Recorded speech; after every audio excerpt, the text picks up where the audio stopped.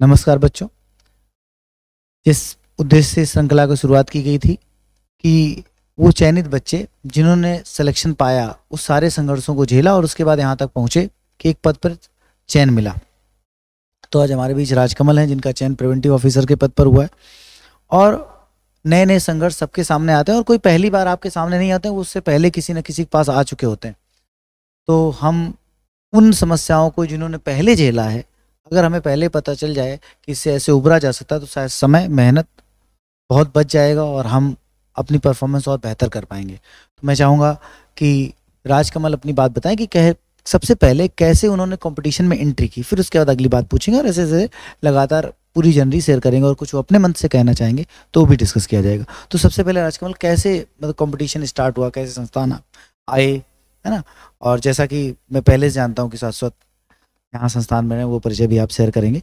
तो लेकिन उसके अलावा जो है आप कैसे कैसे यहाँ तक पहुँचे, है ना? पहले क्या क्या किया, क्योंकि हर बार जब आप कोई इंटर करता है उसके ऐसा नहीं होता कि मतलब पहले दिन से डिसाइड होता है कि कई बार हम नहीं तय कर पाते, हमें टाइम लग जाता है। तो आपने कैसे तय किया और यहाँ तक कैसे पहुँचे, फर्स्ट स्टेप में आप ये बात बताएं। Good morning everyone.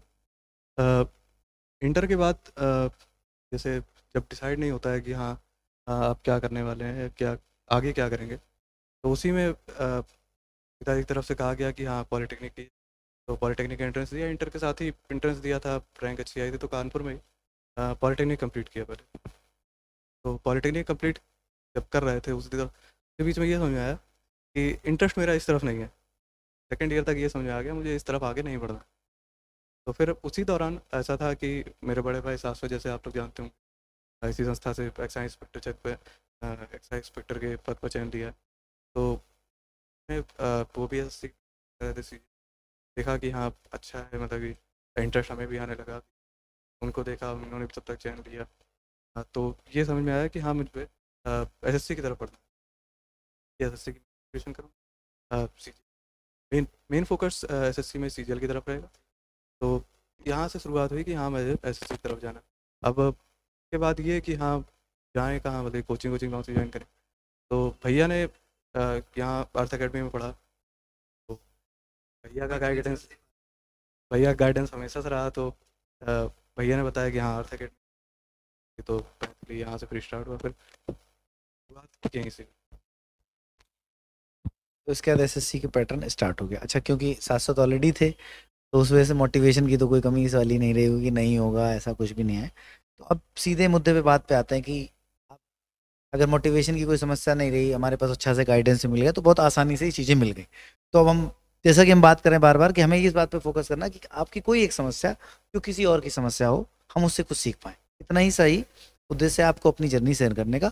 अपने जो भी साथी हैं जो पढ़ रहे हैं संस्थान में या अलग अलग जगह, जो भी इस वीडियो को के माध्यम से आपकी बात को सुनेंगे, तो सब्जेक्टिव मैनेजमेंट कैसे किया गया, क्योंकि प्रिवेंटिव ऑफिसर का पद पाया। तो हमने भी तैयारी की, हमने भी अपना सिलेक्शन पाया था, तो मुझे पता है कि लंबी जर्नी होती है कि एक सब्जेक्ट को संभालना है। इंटर तक पढ़ना अलग बात है, इंटर के बाद जब इसको कंपटीशन रखते हैं तो अलग तरीके से करते हैं। तो कैसे हर सब्जेक्ट को उतना सुप्रीम किया गया कि जिस पद पे मैं हाथ रख दूं वो मुझे मिल जाए। हाँ उस हिसाब से प्रिवेंटिव ऑफिसर पहली चॉइस वही थी, वही मिला। तो प्रिपरेशन में ये था कि जब आए तो हाँ मतलब कि एजुकेशन का बैकग्राउंड पहले बहुत अच्छा नहीं था, लेकिन हाँ इंटर कंप्लीट होने तक एजुकेशन थोड़ी अच्छी हो चुकी थी। हाँ मतलब चीज़ें समझ में आती थी चारों सब्जेक्ट में। जैसे मैथ तो हाँ खैर जब आए थे कोचिंग में तो घर पे एक बार शाश्वत भैया से पढ़ चुके थे। हम और सपने मेरा जो जिसने भी ऑडिटर पे चयन लिया है।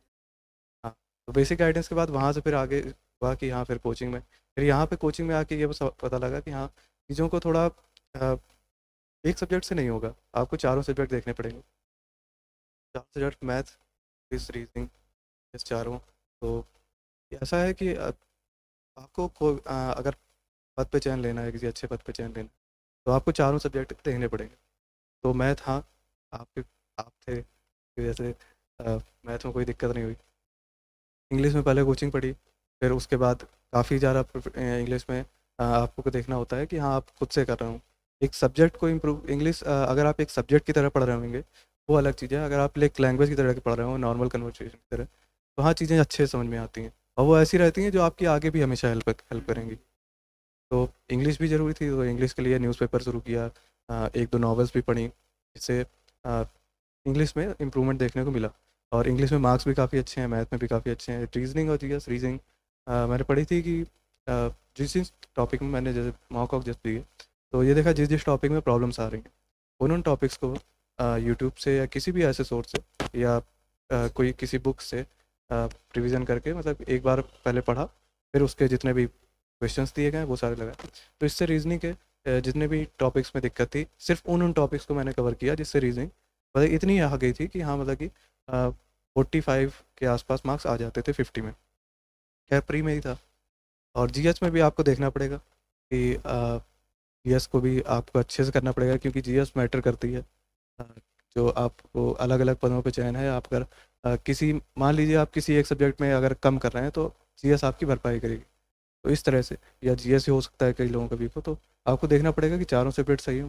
जीएस में भी आप अलग अलग पीडीएफ्स जो आती हैं उससे कर सकते हैं। बाकी हाँ, पूरा ब्रॉड पढ़ सकते हैं। एक पहले एक बेसिक पूरा कवर हो जाए, उसके बाद नई नई जो पीडीएफ्स आती हैं उससे होता रहेगा, जिसे जो मोस्टली ज़्यादा एग्ज़ाम में पूछी जाती हैं। जैसे प्रीवियस ईयर पेपर्स को देख ले तो ऐसा तो इस श्रृंखला में अगला क्वेश्चन, अगला सवाल ये कि एक सब्जेक्ट जो सबसे कमजोर लगता था उसको सबसे स्ट्रांग कर लिया, कुछ ऐसा हुआ? उस सब्जेक्ट के बारे में बता। तो इंग्लिश और मैथ मेरे 2 सब्जेक्ट ऐसे थे जो थे ऐसे जो पहले वीक थे, जिसको बाद में जाके काफ़ी अच्छा करना पड़ा।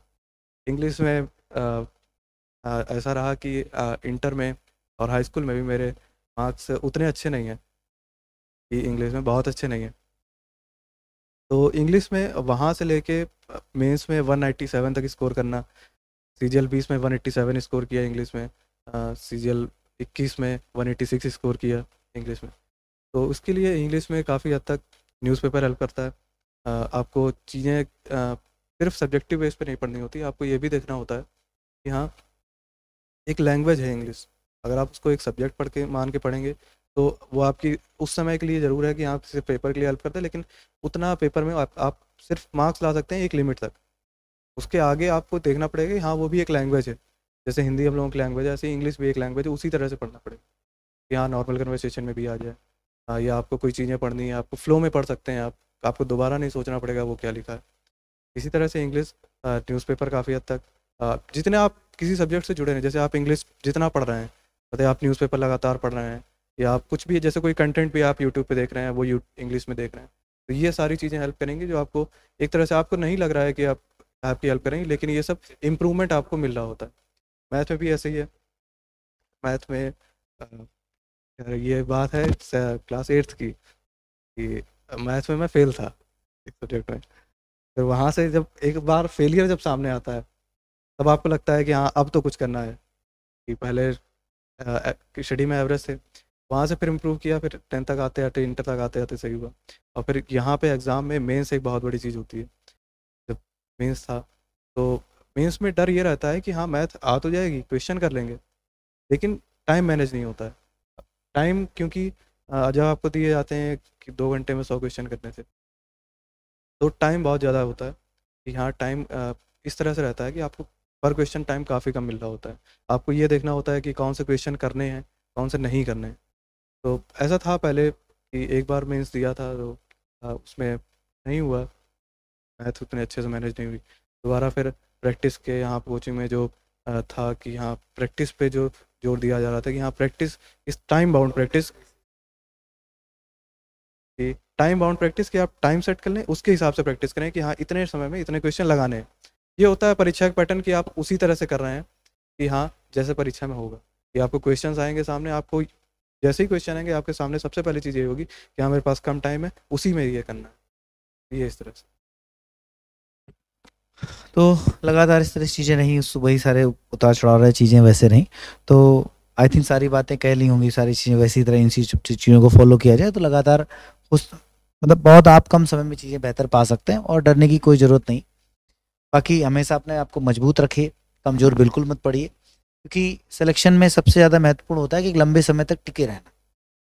इसलिए आप ये बात हमेशा दिमाग में रखिए कि जितना लंबे समय तक आप टिके रहेंगे, आप अपने आप को लोगों से उतना ऊपर ले आएंगे। ठीक, मैं खुद बच्चों को पढ़ाता हूँ, लेकिन सब उतना बेहतर नहीं करते। है ना, अपेक्षा रहती है कि सब बेहतर करें, सब जल्दी सिलेक्शन पाएं, सब और बेहतर कर सकते हैं, लेकिन वो परफॉर्मेंस में कहीं ना कहीं एक्सेट्रा चीज़ें रहती हैं। तो सबसे पहले आपको मजबूत होना पड़ेगा। वो कहते हैं कि जैसे पत्थर को पहले पत्थर बनना पड़ता है, फिर कहीं जाकर कारीगर कुछ कर पाता है। तो एक मैं अगर कारीगर हूँ, कोई भी शिक्षक एक कारीगर है, तो पहले स्टूडेंट को पत्थर जैसा बनना पड़ेगा, तब उस पर कारीगरी की जा सकती होगी। धन्यवाद।